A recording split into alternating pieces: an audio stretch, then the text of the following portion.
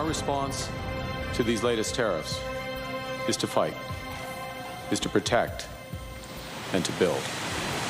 Pushing back to protect our auto sector from Trump's tariffs. Tonight, the Prime Minister back on the Hill. Is a Canadian counterpunch coming? Good evening. Canada is set to retaliate if Donald Trump goes ahead with a new 25% tariff on the auto industry in a week's time. The Prime Minister has not yet determined what specific actions might be taken, but that could be determined following what will be the first phone call between the two leaders. Meantime, auto workers have their elbows up, already rallying to save jobs at risk. We have team coverage tonight, including comments from Premier Doug Ford on the potential impact in Ontario. But we begin with CTV's Judy Trin in Ottawa. Yesterday, there'll be more after the meeting. Mark Carney returned to Ottawa to marshal his troops in a new phase of the trade war. The president has issued an executive order to put 25% tariffs on autos built outside the U.S. It goes into effect April 2nd. We start collecting on April 3rd. In the 2 weeks since he was sworn in as prime minister, Carney has yet to speak with President Donald Trump. Last night, the President of the United States reached out to schedule a call. We'll be speaking soon, certainly in the course of the next day or two. Trump's new measures will put additional duties on vehicle parts made in Canada on top of the tariffs on steel and aluminum. Despite high-profile meetings with American trade officials earlier this month, both federal and provincial leaders may not have been given a heads up. Are you surprised with what has happened? Well, listen, we're here this morning to fight for Canada, to fight for workers, to fight for industry. It's going to bring the price up for U.S. consumers. Trump is using tariffs to drive manufacturing back to America. The federal government has already put in place retaliatory tariffs on $60 billion of U.S. goods and has plans to tax another $100 billion or so more of American products. While Donald Trump has delayed talking directly to the Prime Minister, he has continued to escalate his threats on social media, warning Canada that if it works with the European Union to fight back, the White House will impose large-scale tariffs far larger than the ones currently planned on both. We choose our own allies in Canada. We choose how we engage those allies. We are sovereign. So I take note of the President's comment. I don't take direction from it. The announcement of Trump's auto tariffs forced a cancellation of a visit to Quebec City. But after an 18-hour detour in Ottawa, the Liberal leader is back on the campaign bus, heading towards Montreal. Judy Trin, CTV News, Ottawa. If an auto industry tariff is imposed next week, it's expected to have a major impact on both Canadians and Americans, with thousands of jobs at risk. The auto industry is on edge, but workers and unions representing them say they're ready to fight. Ontario's premier is also ready to retaliate if necessary. CTV's Queen's Park Bureau Chief Siobhan Morris joins us live with those details. Siobhan. Well, Doug Ford isn't saying at this point what retaliation could look like. He says he's going to wait until those tariffs actually kick in next week, but he makes clear his intent is to protect Ontario auto jobs. Yeah, there's a little football helmet. The premier got a call late last night. On the line, U.S. Commerce Secretary Howard Lutnick. Probably 10:45. And about a 25-minute chat with him. Lutnick trying to explain the fine print of auto tariffs kicking in next week, now saying that if at least half a car's components were made in the USA, they'll be tariff-free. A lot of the automobiles that are manufactured here in Ontario have 50–60% parts from the U.S. going back and forth. The clarification of no comfort to those inside the industry. 12 or 25 or 50 or 1,000. The effect is going to be the same. It's going to grind the industry to a halt on both sides of the border within about a week or so of its implementation. All this meant high anxiety at shift change in the dark of early morning at Oshawa's General Motors plant, a truck factory employing 3,000 people. I am very concerned about that. I feel like there should be a lot more concern with not just Canadians, but Americans as well. Honestly, every day I go in, I hear everyone talking about it and saying, looking for a second option. The panic triggered the union in Oshawa to summon leaders from all their units for a meeting and rally. The message, elbows up. Unifor's national president concedes this is a moment of crisis. I sense, because I've been around a bit, that we're headed for Donnybrook. A clash to defend tens of thousands of auto manufacturing and spin-off jobs. This is not an industry that is Donald Trump's to steal. A Canadian tradition dating back generations. My grandfather was a founding member in 1937. My father started in 1964, my aunts, my uncles.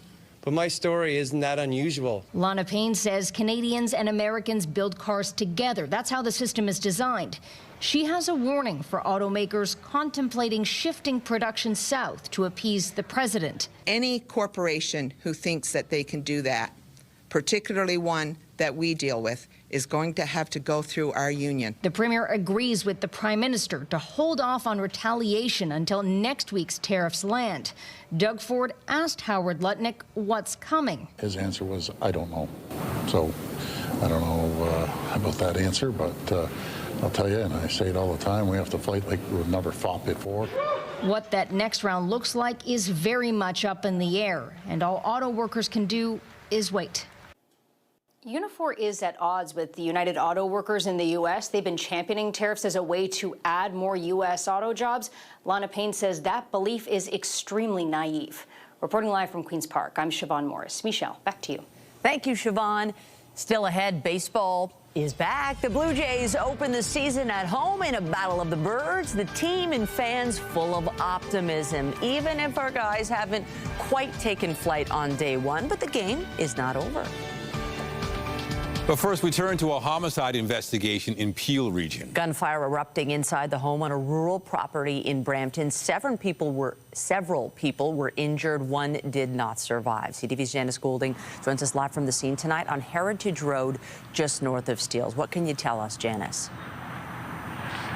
Hi, Michelle. Well, Heritage Road was shut down overnight and into the morning rush hour today after a shooting in the home behind us sent 3 people to hospital. A mobile command center and police cars surround a large home on Heritage Road near Embleton. The family home, say investigators, in which several people were present at the time of a fatal shooting. It's just after 11 p.m. Officers arrived on scene with Peel paramedics and Brampton Fire. They located one male in his 20s that had been shot. One man critically wounded, 2 other adults sustaining non-life-threatening injuries. Suddenly we see a lot of lights and a flashing, and so the police lights were out there, and suddenly there were 10 old police cars. Area residents say they didn't hear the sounds of gunfire. Not a thing. Didn't even hear the sirens, even though it's 2 doors away. Still, the shooting in this quiet, relatively rural Brampton neighborhood very disturbing. It's not great, but we just get it's a large city. We've had, I don't know, Brampton's now 1 million people. It's unfortunately a sad fact of life. It's a very unfortunate event to hear being around in this kind of situation. Basically, usually Canada being a very safer country, right? We are hearing these kind of things more often nowadays. Emergency crews would not say whether the 2 victims who sustained minor injuries were shot, but the victim in his 20s who was rushed to hospital in life-threatening condition would be pronounced dead in hospital. No suspect information has been released.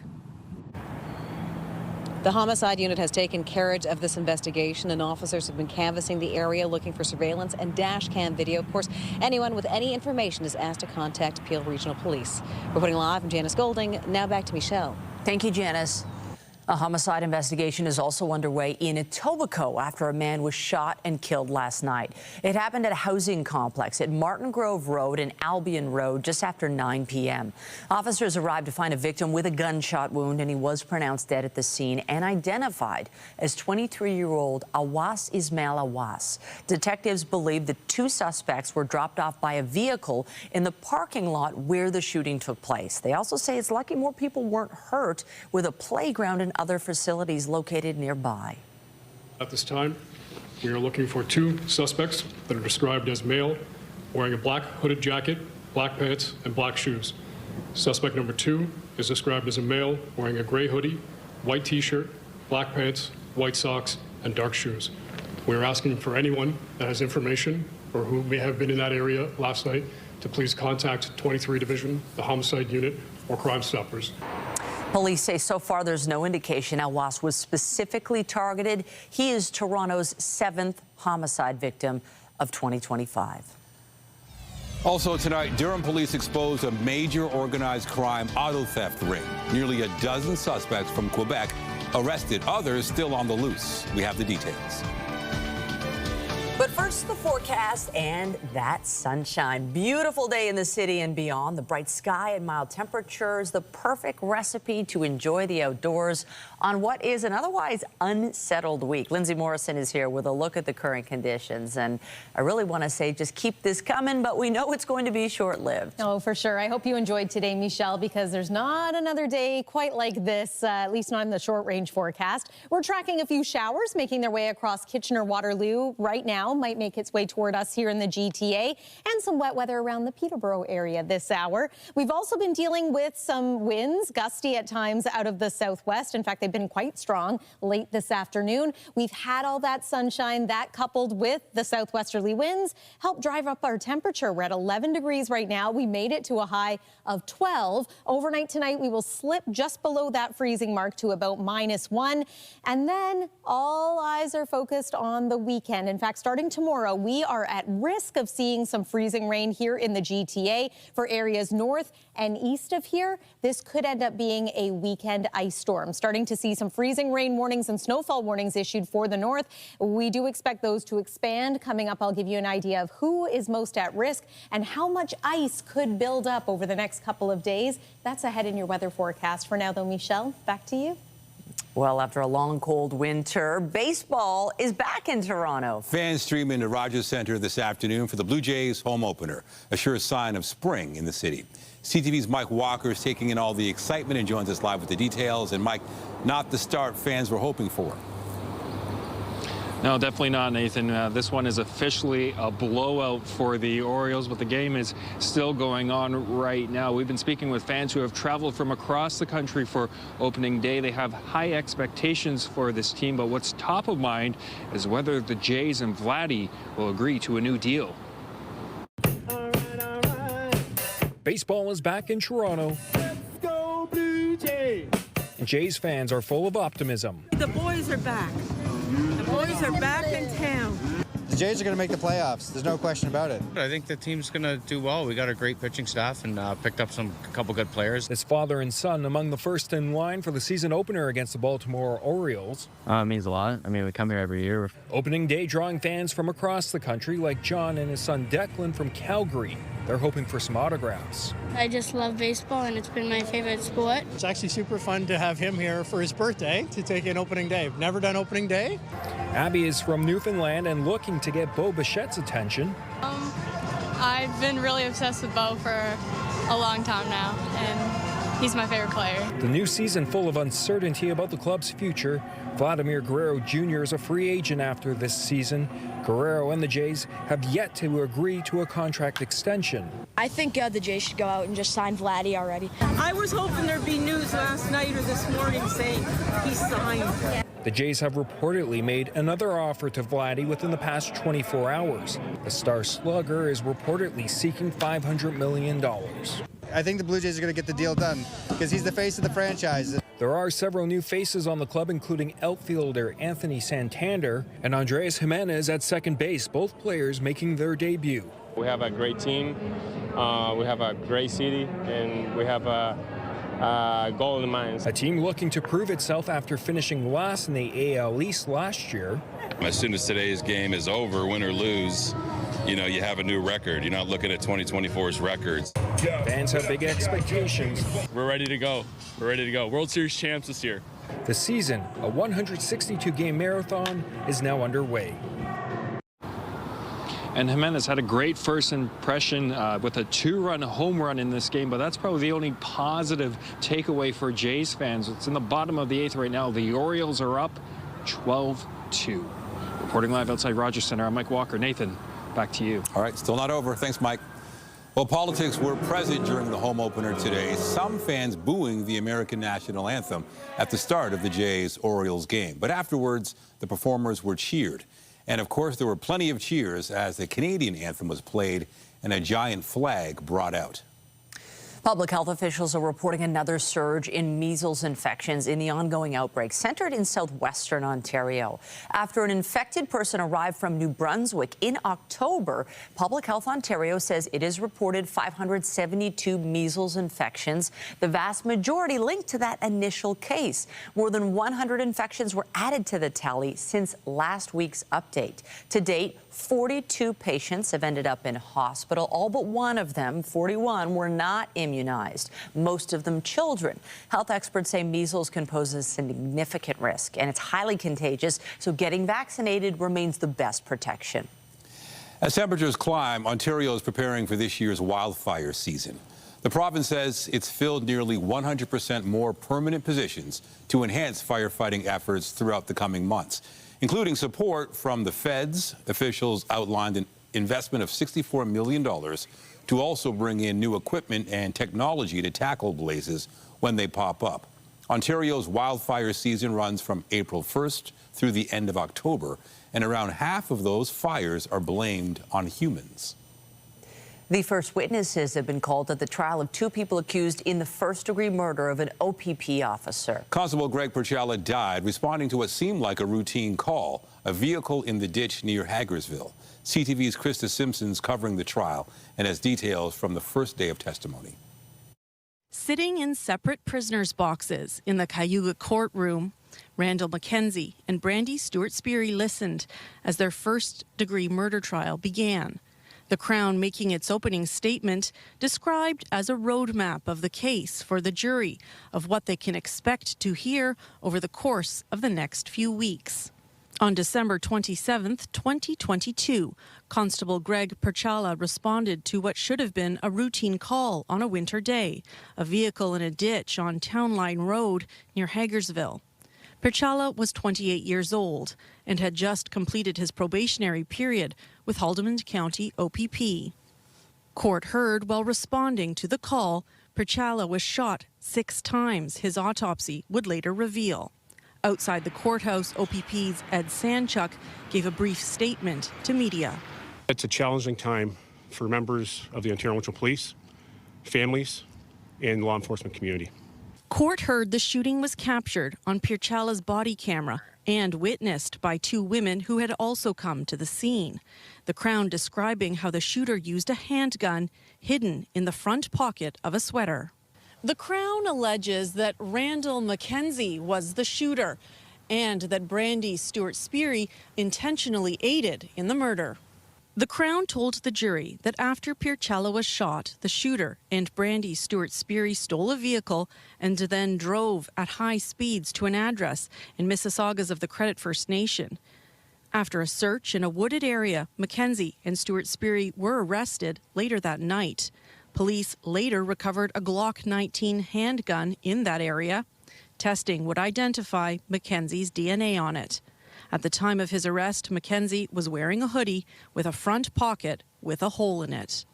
Police also found text messages on Mackenzie's phone. One sent a week before the incident read, "I can't have love when all I can do is talk about shooting out with cops." After the Crown's opening statement, the first few witnesses were people who saw the vehicle in the ditch and stopped to try to help. They described arriving before police arrived and encountering Stewart-Speary, who they testified appeared to be high. The witnesses say there was also a second person in the vehicle in the ditch. The trial is scheduled to continue on Friday. It's estimated it will last 6 or 7 weeks. Krista Simpson, CTV News, Cayuga. Toronto police are asking for your help tracking down a suspect wanted on a long list of charges, including assault, break and enter, and failure to comply with a release order. Investigators shared these images of 34-year-old Carl Chateauvert. They say he was involved in a store break-in in the West End back in October. And in January, he assaulted a group of people in a car in Scarborough. On 2 other instances this year, he's accused of stealing items from parked vehicles. Officers say they spotted Chateauvert near Bloor and Jarvis on Tuesday, but he was able to get away in a white Nissan Sentra. They're asking anyone who knows where he is to contact them. To the federal election campaign, those U.S. auto tariffs are throwing a wrench into the plans of some of the leaders. There were changes on the campaign trail today as candidates turn their attention to the latest threat from south of the border. CTV's Jeremy Charon has the details. NDP leader Jagmeet Singh pivoted his campaign, making stops in Windsor instead of London today. Visiting a union hall, he pitched measures to protect Canadian manufacturers in the auto sector and promised support for workers impacted by Trump's tariffs. We're going to immediately put in place an EI that's going to cover their wages enough so they can keep their homes and pay their groceries and pay their bills. In British Columbia, Pierre Poilievre promising to increase the amount Canadians can put into a tax-free savings account. Under my government, you will be allowed to contribute another $5,000 every single year, as long as that money is invested in Canadian companies. But the Conservative leader also had a message for Trump. Knock it off. Stop attacking America's friends. Start trading so that we can once again become richer, stronger, and more secure on both sides of the border. While Bloc Québécois leader Yves-François Blanchet said the government needs to think about how it funds support for affected workers. What we have to do in order to support the businesses and companies has to come from our own counter tariffs. Liberal leader Mark Carney will be back on the campaign trail tonight in Montreal after a brief pit stop in Ottawa. He will also meet with premiers tomorrow. Jeremy Sherrill, CTV News, Ottawa. Europe and Mexico are also being hit with U.S. tariffs, and today leaders there also reacted. The French president questioning imposing duties on Europeans at a time when Donald Trump is asking them to make greater military commitments. Emmanuel Macron says tariffs mean breaking value chains, creating inflation in the short term, and destroying jobs. He added Europe will retaliate to protect itself with the goal of trying to dismantle all tariffs. Meanwhile, Mexico's president plans to meet with automakers to better understand how their operations are being affected. The Mexican government says it's working to get an exemption for its auto industry. The country's economy minister says negotiations are ongoing to ensure preferential treatment for Mexico. It exported 2.5 million vehicles to the U.S. in 2024, according to S&P Global Mobility. The Canadian Chamber of Commerce has identified 3 American cities it says are most vulnerable to retaliatory tariffs. The organization says San Antonio, Texas, is the most susceptible because almost half of its exports are destined for Canada. The city is home to automotive, aerospace, and petroleum refining industries. The Chamber of Commerce reports Detroit is also vulnerable because its auto industry is so integrated with ours. And Kansas City is at risk as well. 40% of its total exports come to Canada. European leaders vowed to strengthen Ukraine's army to ensure it's the cornerstone of future security for the country. Volodymyr Zelensky said building up his country's armed forces through additional funding is an important part of the conversation. The Ukrainian president attended a 3rd summit of what's called the Coalition of the Willing.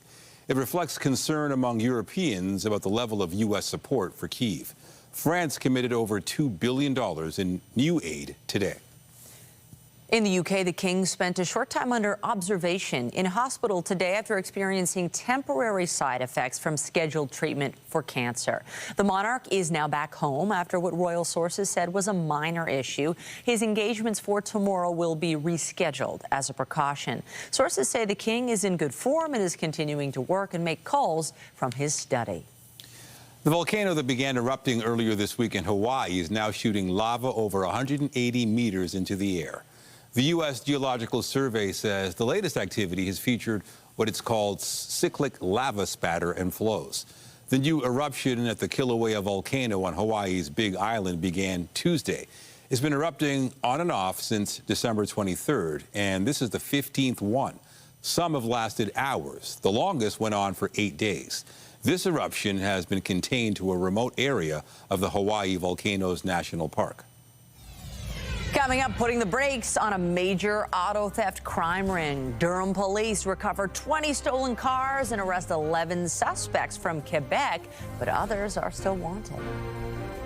So there's a few different types of precipitation we could get this weekend. Of course, rain, freezing rain, and ice pellets. Now, why freezing rain is such a concern is because there's just this area of cold air at the surface, and so it looks like rain, but it freezes on contact and makes an icy mess. Now, the areas most at risk at this point for experiencing an ice storm, the areas that you see here in purple, anywhere from Parry Sound toward Peterborough and over toward Kingston, but the north end of the GTA at risk as well. And we could also experience some freezing rain downtown Toronto. We're going to take you through the weekend forecast coming up, and stay with us. We've got another full night of great shows for you right here on CTV.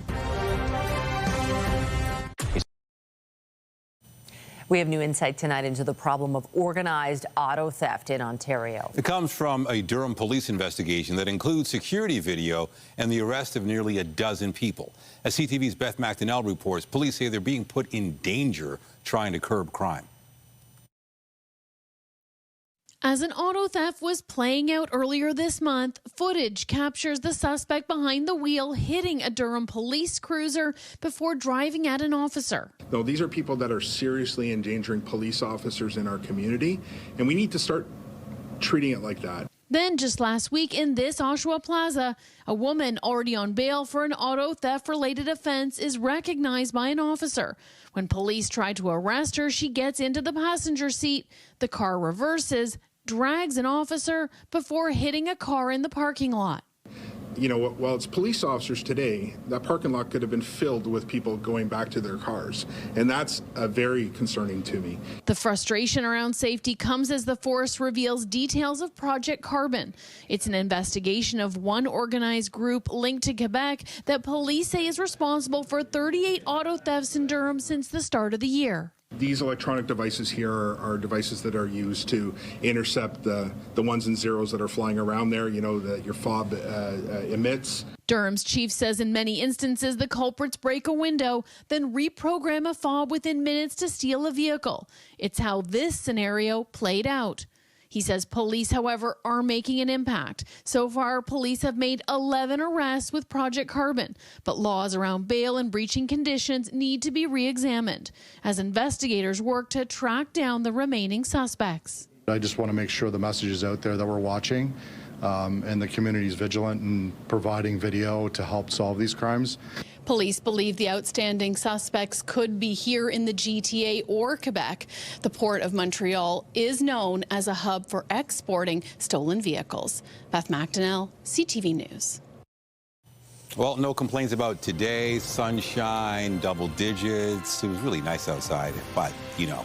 Yeah, we've been talking all week about what's coming for the weekend because of that special weather statement. Although days like this, you know, we have more of them in store, just not anytime soon. I wouldn't bank on it anytime soon. Well, maybe next week we'll try again for some lovely spring weather. It was great today. It was a little windy, but that's okay. Those winds were coming out of the southwest, so temperatures were nice and comfortable. In fact, I can't think of a better day in the month of March to kick off the Blue Jays home opener and the new season. This is what it looked like outside as fans were getting a hot dog, enjoying the sights and sounds of spring baseball as another season gets underway.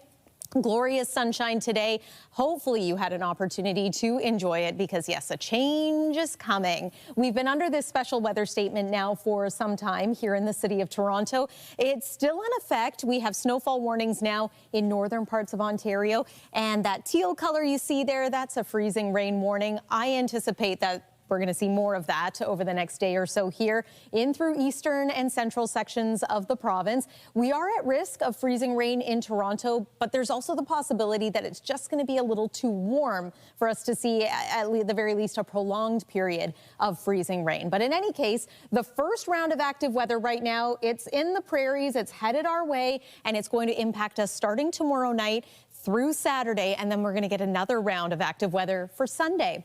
There's midday tomorrow. Cloudy start here Friday, chance of flurries for some. Again, though, it's into the evening hours that the first round of freezing rain looks to begin. Again, maybe around the Oak Ridge Moraine, and then north of that is where we have the strongest risk of seeing some of this freezing rain, higher elevation areas, and then over into the Kawarthas and Muskoka. But that risk remains in and around the city as well. There's overnight. Notice the Ottawa Valley really bearing the brunt of this storm, seeing some of the higher accumulation amounts as far as ice accretion is concerned, but also rainfall. We are anticipating that we, at the very least, will have periods of rain this weekend. Also dry periods, but periods of rain followed by the risk of freezing rain, mainly Friday night and Saturday night, overnight into Sunday, and then here comes the next round of active weather. As far as ice accretion, this is going to be enough, especially in eastern sections of the province, to snap tree branches, bring down power lines. So just prepare for outages if you're joining us from Peterborough or Bancroft. And then heavy rain, a possibility in addition to that freezing rain. And around the GTA, easily could see about 10 millimeters or more. Lots of opportunity for this to change, the slight track of those lows. So we'll keep an eye on things. Temperature is a big part of it, too. Overnight tonight, we're at -1. Daytime highs for tomorrow around the GTA, approximately 3-4 degrees, depending on where you are. And then the 7-day forecast shows temperatures around 4, maybe 5 or 6 degrees for Saturday, 2 on Sunday. But again, if we are warm enough above that freezing mark, it will be rain as opposed to freezing rain for us. Showers for Monday. The sun will come back out next Tuesday in time to welcome the month of April. That's your look at the weather for now. Nathan, over to you. Thank you, Lindsay. Also tonight, the surprising truth about arthritis. We meet a little girl who's battled painful symptoms since she was a baby. One of many children quietly living with the disease people often assume only affects the old. It's often assumed arthritis only affects the old, but the pain and discomfort of the disease can also strike children. A family in Sudbury is opening up about their daughter's struggles in hopes of raising awareness and helping others. CTV's Lindsay Alec has the story. From stiffness in her neck to not being able to move her knees to experiencing pain and fatigue, baby Olivia first started showing signs and symptoms of juvenile idiopathic arthritis at just 10 months old. Going from, being a happy kid, standing, almost walking, to then kind of regressing all the way back and just wanting to be held all the time. And so that we ended up getting our final diagnosis, I think was 15 or 16 months of age. With no specific test to diagnose, the family spent a lot of time in walk-in clinics and with their family doctor searching for answers. Fortunately, they connected with a pediatric rheumatologist who travels north every 4 months to provide an outreach clinic through McMaster's Children's Hospital. I myself was diagnosed with juvenile arthritis when I was 18 months old and had a very similar story. One of the reasons I'm really passionate about care in the north, in particular places like Sudbury, is I actually grew up in a Northern Ontario community in Thunder Bay, so slightly different, but I recognize how challenging it can be for families. Through proper treatment, not only is Olivia walking again, her mother says the 2.5-year-old is truly thriving. We know that this disease can have a lot of periods of, remission and then worsening and flare-ups, and we don't really know where we'll be heading in the direction that we're going. But right now, I mean, she's doing so well. March is Juvenile Arthritis Awareness Month, and both women say it's important to shed light on the disease. We hear from a lot of families that they'll tell people in their community, whether it's family members or teachers or coaches, that their kid has arthritis, and they get a lot of like, your kid can't have arthritis. That's a disease for old people, which is absolutely not true. 1 to 3 in 1,000 kids in Canada live with juvenile arthritis. Data from Cassie and Friends shows that the autoimmune disease affects over 25,000 children in Canada, with many diagnosed between the ages of 2 to 4. Only 20% of Canadians have heard of juvenile arthritis, compared to 87% for childhood cancer. Lindsay Alec, CTV News, Sudbury. The company behind ChatGPT is at the center of some heated debate online after releasing its latest artificial intelligence tool. You can chat with ChatGPT, and then when you're ready, you can say, yeah, that's great. Can you draw me an image of that? Image generation tools aren't scarce nowadays, but OpenAI showed off its own entry into the market this week. CEO Sam Altman says the response from users has been so powerful, it's overloaded the company's servers. Critics say the new tool only deepens concerns over the impact AI will have on creative industries.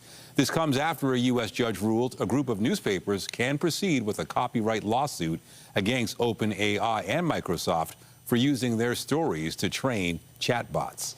Meanwhile, the video gaming industry is preparing for its own major product launch. After sharing a preview of the Switch 2, Nintendo is preparing to share full details on its next flagship console next week. While it won't be on the shelves immediately, analysts say sales forecasts are strong, as it's been 7 years since the release of the original Switch. Goldman Sachs Group weighed in, saying it expects the Switch 2 to drive Nintendo's active user figures to new heights.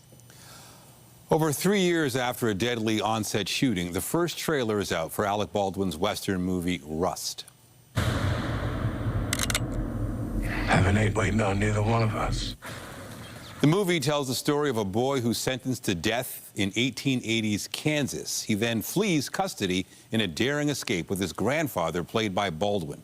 The project gained widespread attention in October 2021, when the actor-producer was holding a prop gun that fired a live round. Cinematographer Helena Hutchins was fatally wounded. After premiering in Poland last fall, Rust is expected to have a wider release May 2nd. After postponing several tour dates because of medical issues, piano man Billy Joel is set to be the focus of a new documentary. I'm late, but I'm here right now.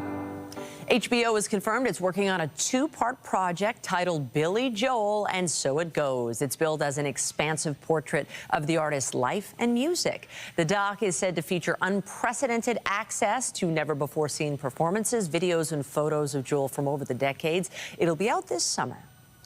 The official trailer dropped today for Leonardo DiCaprio's next film, directed by Paul Thomas Anderson. Maybe you should have studied the rebellion text a little harder. I need to find my daughter. Well, then call us back when you have the time. The Academy Award winner takes on the role of a revolutionary in One Battle After Another.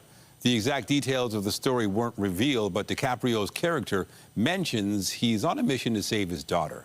The cast also includes Sean Penn, Benicio del Toro, and Regina Hall. It'll hit theaters in September. A famous alien from an iconic film is up for sale at auction, but it'll cost you. The original body model of E.T., the extraterrestrial, is expected to fetch up to $1 million at Sotheby's next month. It's one of only 3 E.T.s used during the making of the 1982 Steven Spielberg classic. This model starred in the film's iconic closet scene, where E.T. hides among stuffed animals. After the break, uncertainty and reluctance among home buyers. The numbers are in for last month. Turns out new home and condo sales in the GTA hit a record low.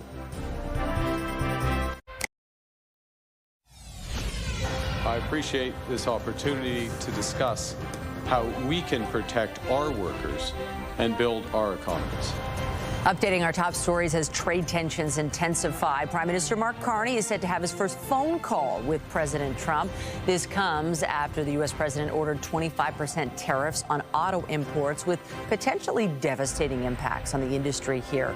Ottawa says it won't retaliate until the details on the U.S. tariffs are announced next week. Brampton's now 1 million people. It's unfortunately a sad fact of life. A homicide investigation is underway in a rural part of Brampton after a shooting last night. Just after 11 p.m., Peel police say they were called to a family home on Heritage Road near Embleton. A man in his 20s was taken to hospital with critical injuries and didn't survive. 2 others sustained minor injuries. No suspect information has been released. The boys are back. The boys are back in town. Ah, yes, the Blue Jays are back. Fans streamed into Rogers Center this afternoon for the home opener against the Baltimore Orioles. There was some booing during the U.S. national anthem, but the performers received a cheer from the crowd afterwards. As for the game itself, it was a rough one for the home team. The Jays lost 12-2. Remember to keep up to date day and night at ctvnewstoronto.ca and by downloading the CTV News app. And if you have a news tip, photos, or video of breaking news, let us know. In business news, a Canadian company is looking to the other side of the world to make a big buy. BNN Bloomberg's Morella Fernandez has the details.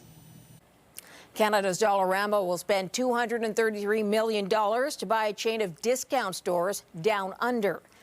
The Reject Shop sells everything from pet food to cleaning products.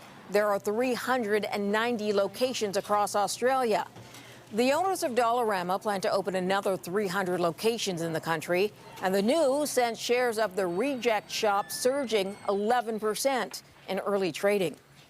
Let's take a look at where the markets ended the day. The Canadian dollar dropped under the 70-cent U.S. mark, closing at 69.88. West Texas Intermediate is up, hitting 69.92. Our fix on Western Canadian Select has it up, hitting 58.95. And the TSX is unchanged after waffling a bit through positive and negative territory throughout the day. Those are your business headlines in the BNN Bloomberg newsroom. I'm Morella Fernandez. The Business Report is brought to you by Canadian Western Bank, the bank built for business. And as liquidation sales continue at most Hudson's Bay locations, the company is getting some good news in its push to keep a few stores open. The retailer has been under creditor protection since the start of the month, but it's asked for court approval to hold off on closing 6 Toronto and Montreal area stores while it tries to find investors or buyers. Now, one of the Bay's lenders says it'd be open to the revised timeline. Mall landlords say it would conflict with a separate court-approved process. A new poll suggests the number of Canadians concerned they'll lose their job and the escalating trade war is on the decline. Leger surveyed nearly 1,600 Canadians over last weekend. 38% of those who are currently employed said they're worried about losing their employment over the next year. That may seem high, but it marks a decrease from the lower 40s in recent weeks. The Canadian Labour Congress weighed in, saying the drop could show increasing confidence the country will get through the crisis by working together. Leger said the drop could also reflect the fact that broader economic impacts aren't visible yet. At the same time, a new report is linking economic uncertainty to dismal sales of new homes in the GTA last month. The Building Industry and Land Development Association says only 248 new single-family homes sold in February and 152 newly built condos. That made for the worst February on record for the sector, while nearly 22,000 units sat on the market untouched. Build says instability related to U.S. tariff levels have further added to the reservations homebuyers already had. To sports, the Raptors were looking for a second straight win when they took on the Brooklyn Nets last night. And it's not like those minutes, Avachi with the three. The Raptors jumped out to an early lead and never looked back. They ended up winning the game 116-86. The team is back on the court tomorrow to play the Charlotte Hornets. Tavares plays that back for Nylander. Shoot, scores! Nylander, 5-1 Toronto. Meanwhile, the Maple Leafs are going for their second straight win tonight. They beat the Flyers 7-2 on Tuesday and begin a 3-game road trip out west this evening. Toronto takes on the Sharks in San Jose with puck drop set for shortly after 10:30. Toronto fast. Skates it all around the net, takes a shot, scores! Toronto Scepters were looking for a third straight win when they took on the Boston Fleet last night. The Scepters trailed until the third period. They then scored 4 goals in the final frame, securing a 4-2 victory. The team will be back on the ice Sunday to take on the Minnesota Frost. Just ahead, from floating an idea to making it a reality. An astronaut gets his caffeine fix in zero gravity. We'll have the details. Tonight, Canadian auto workers rallying call. This is not an industry that is Donald Trump's to steal. How one of the country's largest unions is vowing to fight back in the face of looming tariffs. Later on CTV National News. And a reminder, the CTV News at 6 podcast is available as a download every weeknight. And a special What's Up to those of you listening to the newscast live on News Talk 1010. Get Toronto's top stories, breaking news alerts, and watch live. Download the CTV News app. New research suggests the ancestors of modern iguanas might have been incredible sailors. A study indicates the herbivores may have traveled more than 8,000 kilometers by sea about 34 million years ago. Their journey represents a fifth of the Earth's circumference. Genetic evidence is suggesting the ancient iguanas might have floated on vegetation, and their route from western North America to Fiji could be the longest overwater trip by a non-human land vertebrate species. The study is in the journal Proceedings of the National Academy of Sciences. And finally tonight, a cup of coffee you could say is out of this world. This is astronaut Don Pettit having his morning coffee on board the International Space Station. Pettit designed what he calls the capillary cup to work in zero gravity. Now, he says he wanted to get that coffee aroma, which you can't smell in the standard bag and straw version, normally given to astronauts. Well done. I'm sure it tastes great. I know. Wow, so fun. We all need our cup of coffee, even in outer space. Honestly, wouldn't that wake you up a bit more in the morning, too, trying to get the coffee? Okay, weather-wise, it's been a glorious day, and tomorrow's kind of when the ugly stuff comes in. Yeah, tomorrow morning, not bad. We're going to have some cloud to start, but it's as we make our way into tomorrow evening that we see the first risk of freezing rain, and that risk will be with us through much of the weekend. We are under a special weather statement. You can see that it includes Toronto and then areas north and east of the core. Here's a look at tomorrow's forecast daytime high, 3 degrees, so cooler than normal. And your weekend forecast looks like this. We're either going to get some rain or some freezing rain, it looks like. And the best chance of seeing freezing rain for us in Toronto is going to be Friday night and Saturday night. There's your 7-day forecast. Michelle and Nathan. Thanks, Lindsay. That's it for us, but be sure to join Omar Sachedina tonight at 11 for CTV National News, followed by Zoraida Allman with our next local newscast at 11:30. In the meantime, our coverage continues anytime on CP24 and at ctvnewstoronto.ca. For Lindsay Morrison and the whole team here at CTV News, thank you for watching and have a great night.